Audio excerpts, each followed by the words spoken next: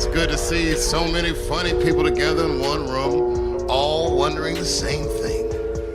Is Katt Williams gonna show up? 50 Cent has been working on this documentary for almost 2 years. The footage he has is insane. The people he got speaking about Diddy is ridiculous. All of these big deviants is all catching hell in 2024. It's up for all of them. It don't matter if you Diddy or whoever you is. TG Jakes, any of them. All lies will be exposed. That's all. Now 50 could go against that by trolling him, by going and showing him as a police officer. You understand what I'm saying? Showing, you know, you rapping one thing, you build your career off being a gangster, but you this right here, a young thug. You built your career off being a gangster, but we see you with a dress and a purse. You understand what I'm saying? Yeah. So I can demean you, I can undermine what you built your career off of, and I can hit you that way. That safeguards itself until it can no longer do so. And by the conclusion of this footage, it becomes evident why Katt Williams delayed until the absolute finale to state what he declared. The docuseries is entitled Sean Combs, The Reckoning. How is this one different from the others that have been out there?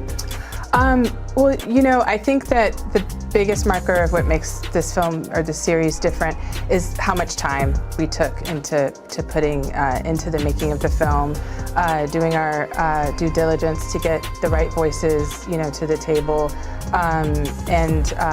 you know, this is a series that spans over 30 years, so just by covering that much time, it took a lot of time for us to dig in and to kind of make sense of this story and to put this timeline together. Yeah, and there's like some never before seen footage that I'm going to talk to you about in just a moment. But Curtis, people know about this very public, long-standing feud that you've had with Sean Combs. So what brought you to this project? Well, you know, I just want to make really hit television. I like the idea of it being exciting, and I picked this project and started working on it about 5 months before I found Alex. And I know that she has the artistic integrity that it would take to make it a great project, you know. And there's the Quincy Jones era of production is find me that bass player because he's the baddest man out there in Chicago, and find me that keyboardist and fly them in from Miami, and we put them in and have the greatest jam session they ever heard, and it just always resulted in great hit music. And I take that concept into television production. You take that into everything you do, sir. That's right. You really do. It really comes through, and appreciate that about you. As I said, never before seen footage of the days leading up to his arrest. Can you just talk a little bit about, was there anything that surprised you from that footage? The footage, well, I mean, I think it's rare to find someone who's being, you know, talked about all over the country. You know, all eyes were on him, you know, so to speak. And it was really interesting to see his last days of freedom, you know, and what was sort of important to him. Obviously, you know, there's phone calls with his attorneys, you know, with his team. It was very interesting to watch a man who's known for his brand presence. You know, he has a really amazing knack for marketing and all of that, and how he was sort of taking that into account in how he was coming off to the public, you know, in the days leading up to his arrest and indictment. So that was interesting. It was also just interesting to see how laid back he was at times. But, you know, the footage also, in the footage, we also see how he's getting incoming, you know, lawsuits are dropping, and to get his real-time perspective on that was sort of jaw-dropping when we first got our eyes on the footage. Was there anything that surprised you when you were watching the footage? No, that didn't surprise me at all. Because you've known him? Yeah, those behaviors, and I think it was surprising that he actually filmed it.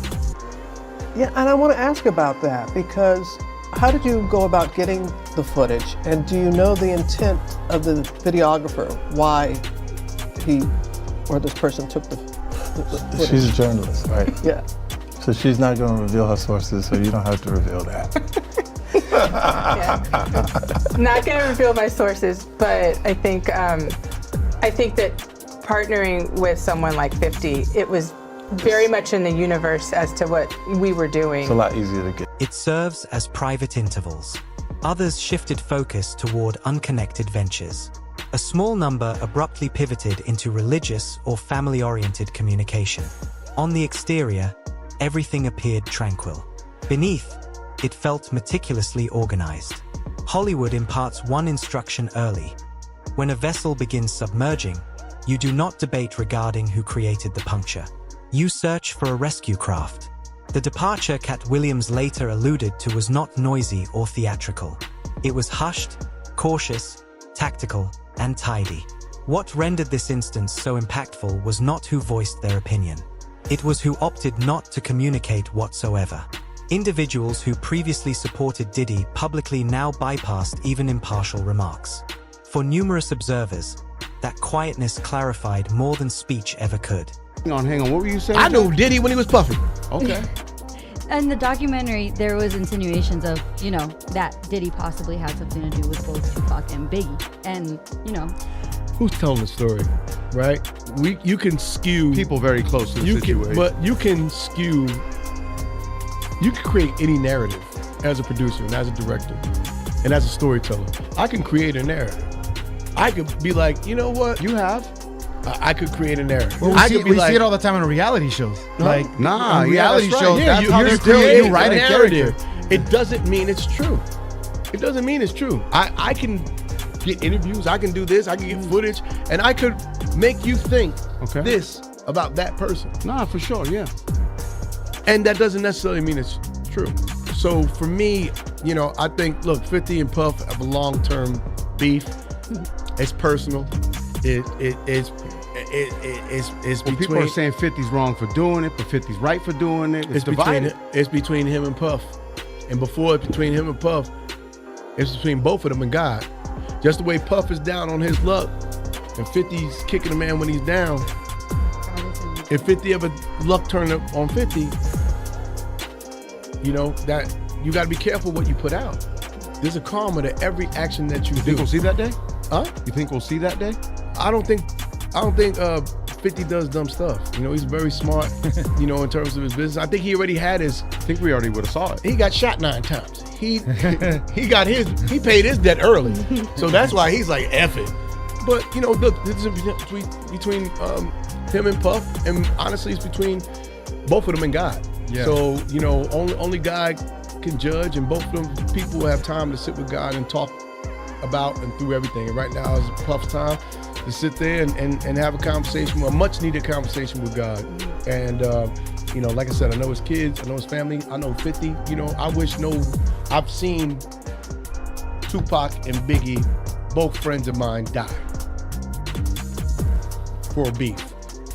I think we all need to learn our lessons. Mm-hmm. And at a point, you're gonna keep one up on each other until the beef gets so out of hand that lives are at stake, and that's when you've crossed the line. And at a point, now it's no holds bars and bare knuckle boxing. When Puff come out, he gonna probably have the 50 Cent documentary ready. Nah, you should let it go. Someone's working on it now.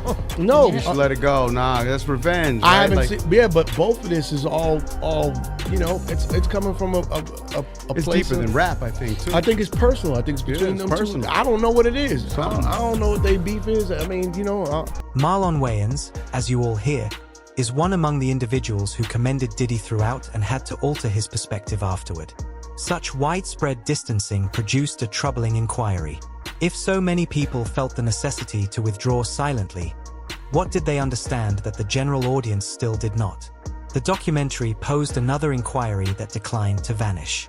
How did Netflix obtain such private recordings in the first place?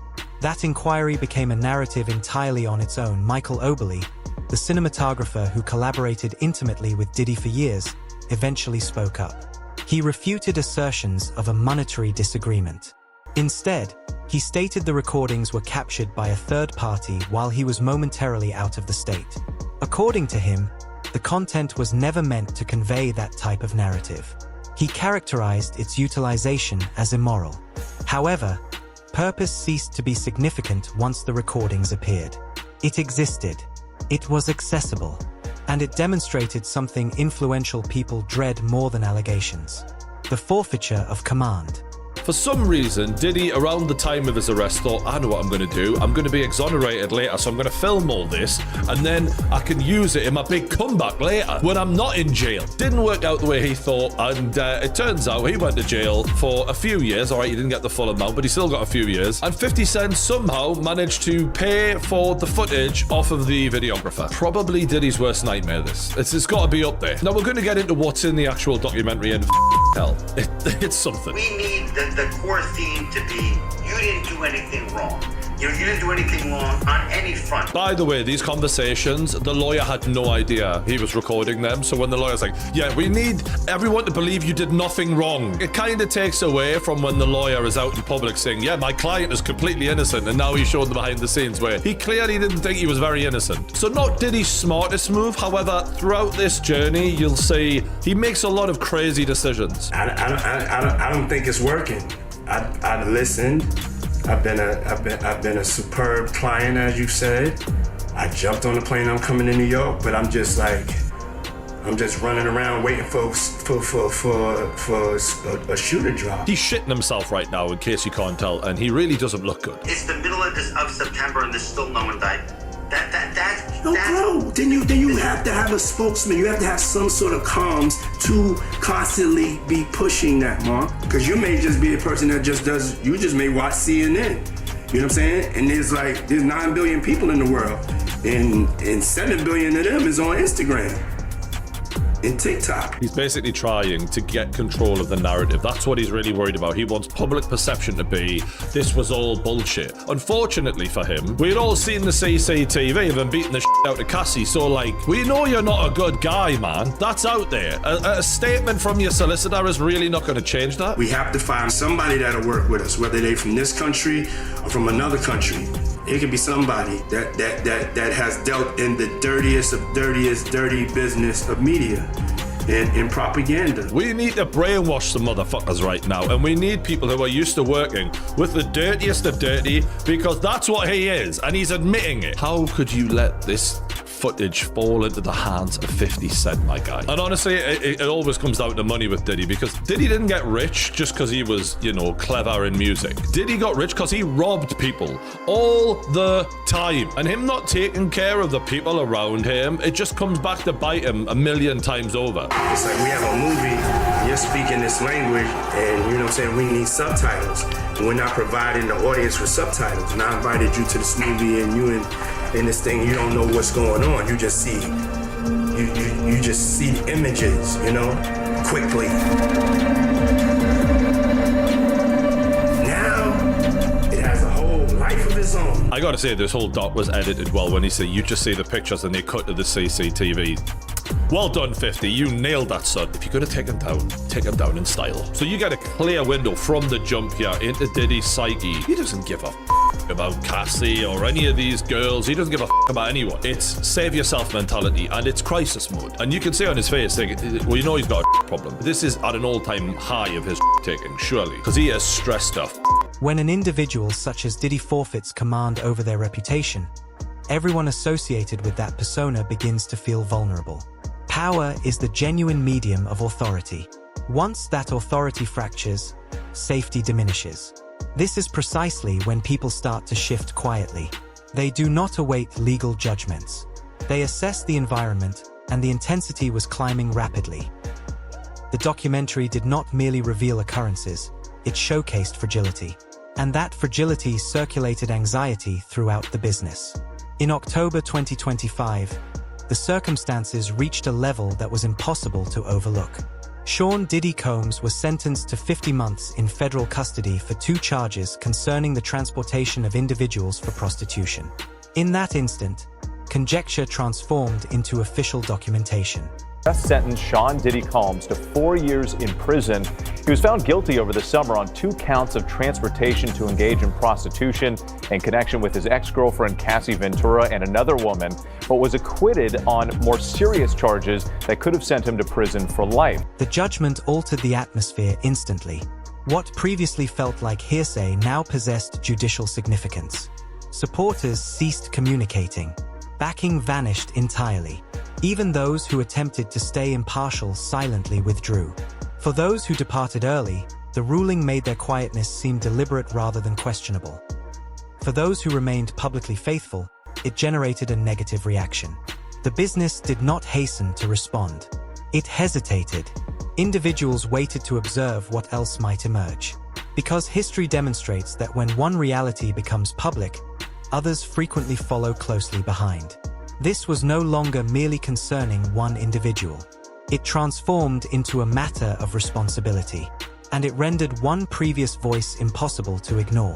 The judge gave him 50 months, but you gotta realize he already had 14 months in it, practically, and he's going to get credit for 2 months of that 14 months. That give him 16 months. He's gonna do 24 months, which is gonna give him about 30 months because he only has to do 85% in the feds, and he goes to probably a halfway house. So he got off like a fat rat in a cheese factory.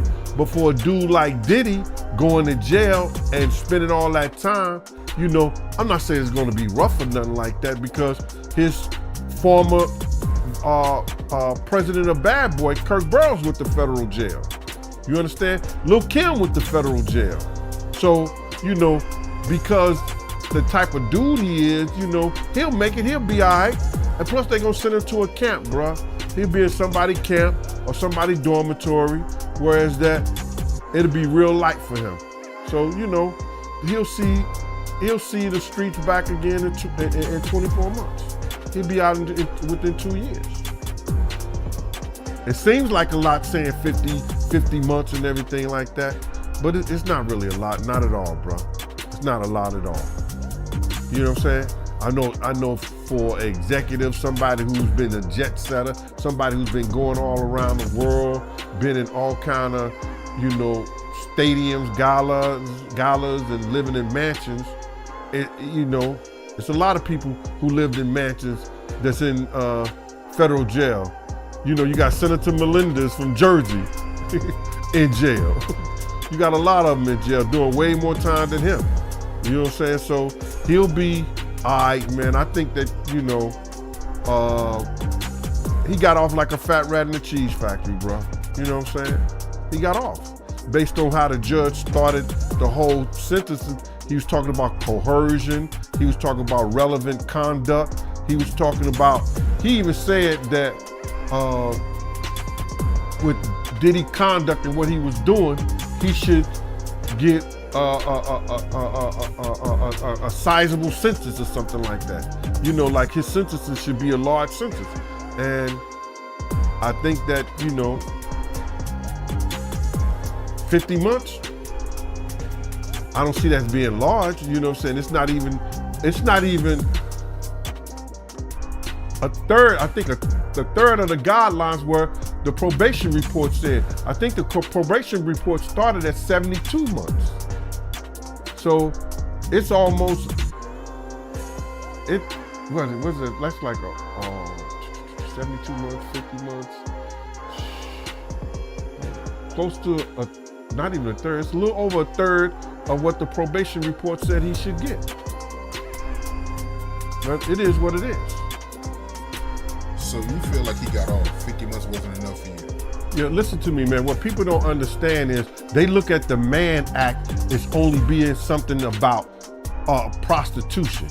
There's difference, and if you read the Mann Act, it talks about coercion. It talks about somebody being beaten. It talks about a lot of different things in that Mann Act that gives people a lot of time, because you could get up to, I think, about 135 months. As antique snippets emerged again, focus reverted to Katt Williams and his Club Shay Shay consultation.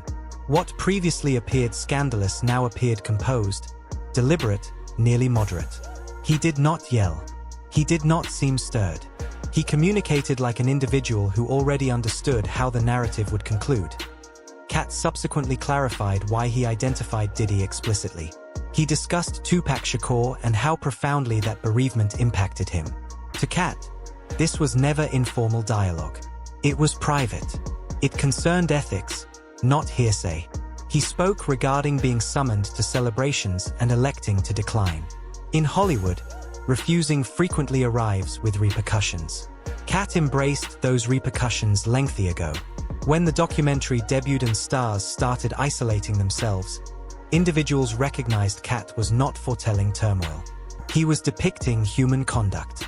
Shay Shay, yeah. I was trying to do something there that hadn't been done. I thought that I had figured out the algorithm mathematically, and I thought that I could show that. And when I wrote it out to the careers of the people I was talking about, right? But it was so vicious that I erased all of the knockout blows and just left the jabs, so that the comic I'm talking about knows that I know your real story, motherfucker. I'm gonna tell this, but you know what else I know. So, yeah, I was. Do you want to tell any of those stories now? Well, I'm saying. Katt never offered a catalog because he did not require to. The responses performed that labor for him. The quietness, the gap, the abrupt transitions. In a sector constructed entirely upon reputation, reality arrives hushed and departs noisily. One of the most disturbing facets of Sean Combs' accountability was these assemblies were characterized as guest-only, after hours, and deliberately secluded. Those who participated recognized that being observed there signified being selected. For certain individuals, that indicated advancement. Sean Combs gotta be the dumbest walking the planet, though. Why would he be recording all of that leading How did up? 50 get that footage? Yeah, that's the Gray's book. I heard so like the first 10 minutes, and it's like footage from Diddy right before he got arrested. They said because Diddy was either shooting a documentary or had somebody filming everything. So he bought the footage from that company? That would be my guess. That's hilarious. That's what I heard. I heard something like that. I don't know. But why would you be recording that if you did it? I think he thought he was going to get off. Beat it, and then he would have a document of him overcoming the situation. But showing what? I mean, it's nothing. It's nothing like particularly inflammatory. It's just him going around the city and talking to his attorneys and trying to figure it out. But it's juxtaposed against.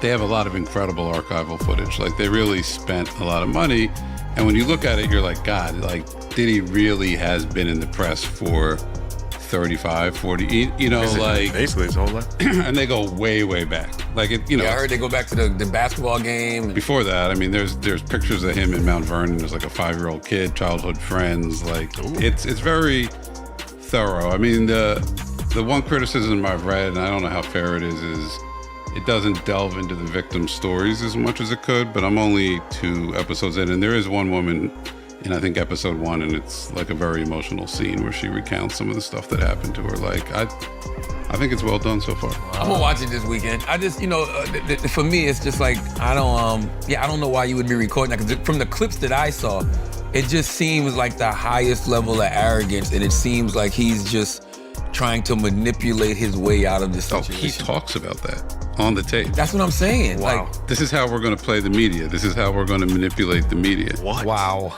Oh, but imagine if you're recording it thinking you're going to make the doc.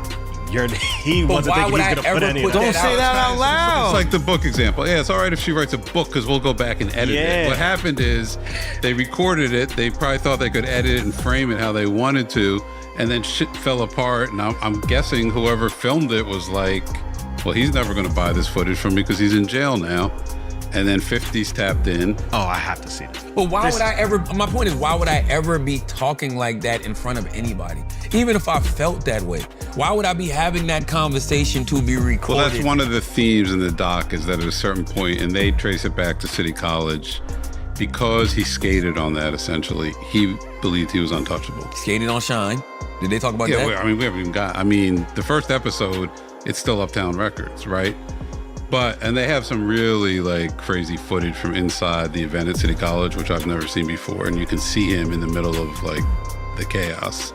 It's pretty damning footage. Wow. And the case that's made is he beat that. He had no business beating that. The label at that time wanted him gone. Andre Harrell fought for him, kept him around, and then once he got past that, he's like, I can do anything. I can do anything.